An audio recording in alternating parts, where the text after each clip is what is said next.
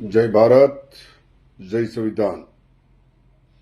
એવી માહિતી જાણવા મળી છે કે પંચમહાલ જિલ્લામાં આવેલી ગુરુ ગોવિંદસિંહ યુનિવર્સિટીમાં કટ્ટરપંથીઓ દ્વારા મનુસ્મૃતિ ભણાવવાનું ચાલુ કરવામાં આવ્યું છે.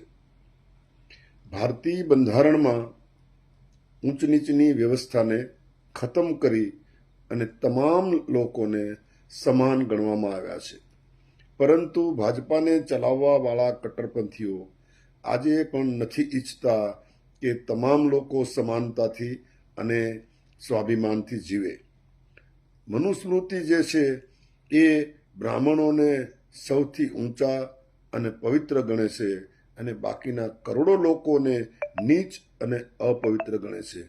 આવી જે વ્યવસ્થા જે છે એ મનુસ્મૃતિમાં સ્થાપિત છે, એ વ્યવસ્થાને એ લોકો આજે ફરીને પણ લોકોના મગજમાં ઠસાવવા માગે છે કે આ વ્યવસ્થા ઉત્તમ છે અને બંધારણ જે છે એ ખરાબ છે.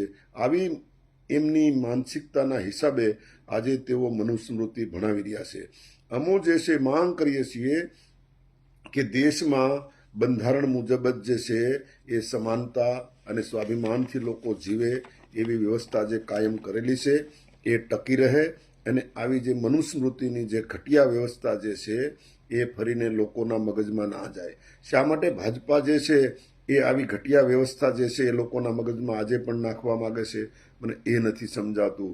અમે માંગ કરીએ છીએ કે ભારતીય જનતા પાર્ટીને ચલાવવાવાળા કટ્ટરપંથીઓ તમે તાત્કાલિક અસરથી આ જે મનુસ્મૃતિ ભણાવવાનું જે ચાલુ કર્યું છે ગુરુ ગોવિંદસિંહ યુનિવર્સિટીમાં, તે તાત્કાલિક અસરથી બંધ કરો અને સંવિધાન મુજબ દેશને ચલાવો. જય સંવિધાન, જય ભારત.